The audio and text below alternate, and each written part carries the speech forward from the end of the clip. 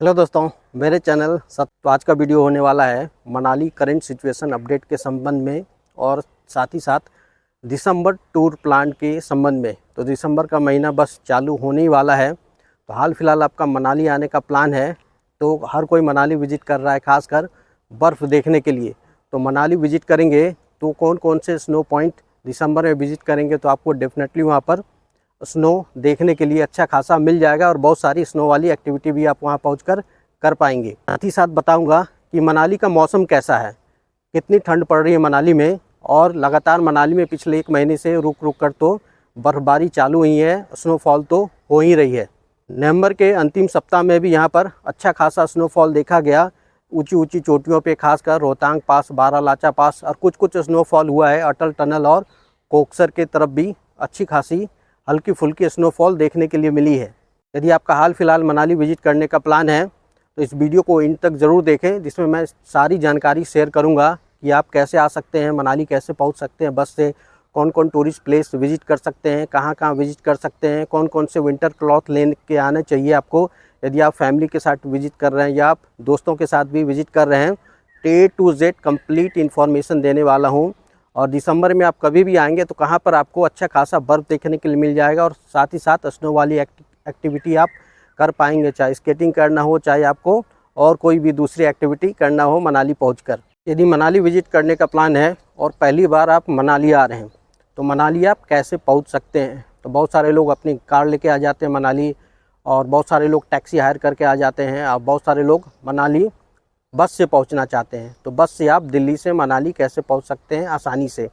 तो बहुत सारी सरकारी और प्राइवेट वॉल्वो बसेस चलती है, और साधारण बसेस भी चलती है डायरेक्ट दिल्ली से मनाली के लिए। तो उसके लिए आना होगा आपको दिल्ली के कश्मीरी गेट के पास। तो वहां से आपको सरकारी बस मिल जाएगी, हिमाचल गवर्नमेंट की साधारण बसें भी मिल जाएगी, और साथ ही साथ AC वॉल्वो बसेस भी आपको वहाँ पर मिल जाएगी।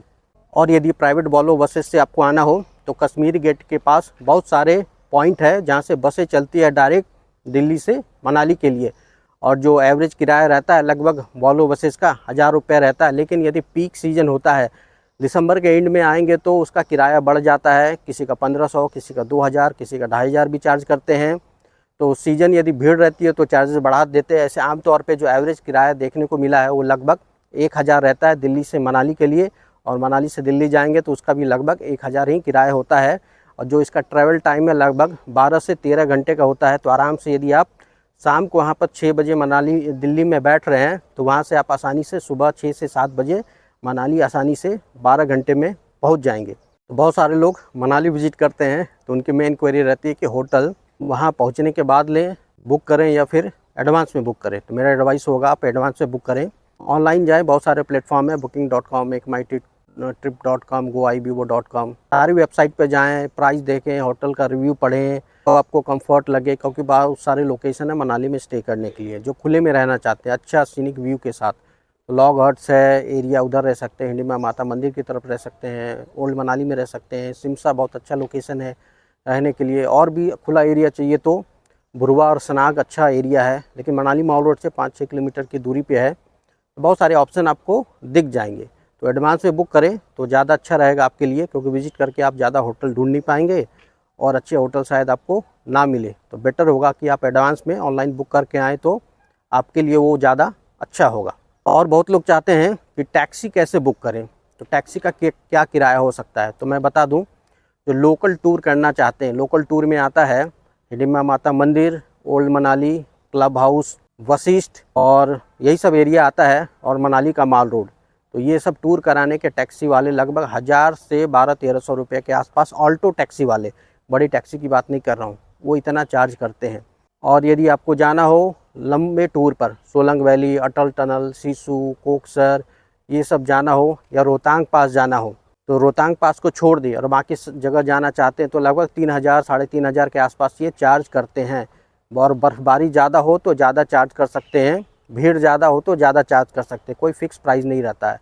और यदि रोहतांग पास जाना हो और वहाँ से घूमकर वापस आना हो अटल टनल सिसु होते हुए, तो ऑल्टो टैक्सी वाले लगभग 4 से 5000 रुपया चार्ज कर सकते हैं आसपास। वो भी डिपेंड करता है रश के ऊपर, ज़्यादा रश रहता है, भीड़ रहती है तो रेट बढ़ा देते हैं ऑल्टो टैक्सी वाले, कम रश रहता है तो कम रेट रखते हैं। कम रेट मान के चलिए मिनिमम वो 3000 से नीचे वो तो बिल्कुल नहीं जाएंगे। और बड़ी गाड़ी लेंगे, आप सुमो लेंगे, इनोवा लेंगे, स्विफ्ट डिज़ायर लेंगे, तो उनका किराया और भी ज़्यादा होगा।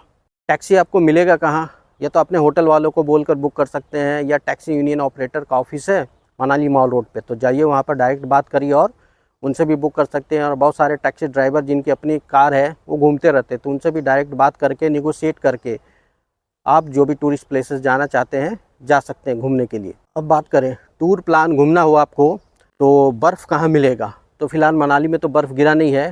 खासकर जनवरी और फरवरी के महीने में मनाली मॉल रोड पे बर्फ़ गिरता है, वो भी कभी कभी 2-3 बार 4 बार गिर जाता है। लेकिन आप विज़िट करने का प्लान करें तो बर्फ़ कहाँ कहाँ देखने के लिए मिल जाएगा और कौन कौन से प्लेसेस आपको विज़िट करना चाहिए दिसंबर में। तो दिसंबर में आप विज़िट करेंगे, सबसे पहले चले जाएंगे मनाली मॉल होते हुए सोलांग वैली की तरफ।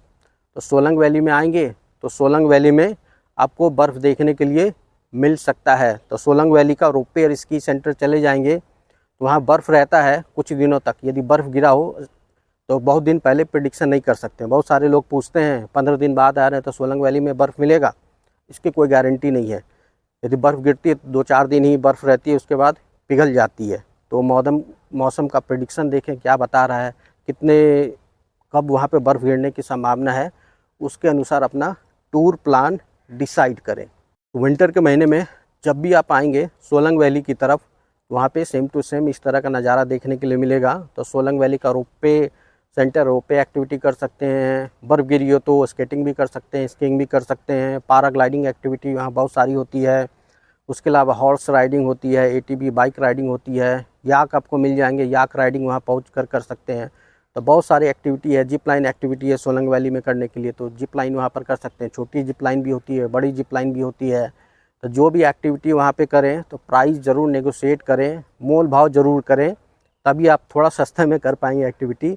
तो सारी एक्टिविटी का कॉस्ट वहाँ पर काफ़ी महंगा है। सोलंग वैली घूमने के अलावा यदि आप जाना चाहते हैं, सोलंग वैली के पास अंजनी महादेव मंदिर है, वहाँ से 1.5 किलोमीटर है मात्र। तो वहाँ आप कैसे जा सकते हैं? तो वहाँ गाड़ियाँ नहीं जाती है, या तो पैदल जाना पड़ेगा, जाने में 40-45 मिनट लगेंगे, आने में भी उतना ही लगेगा।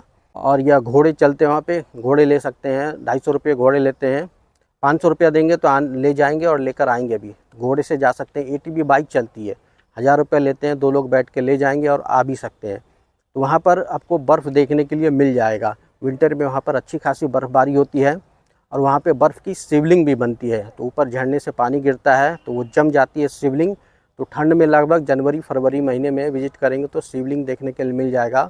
और इस तरह का पूरा अच्छा खासा बर्फ़ रहता है, क्योंकि सीधी धूप गिरती नहीं तो बर्फ़ काफ़ी समय तक टिकी रहती है।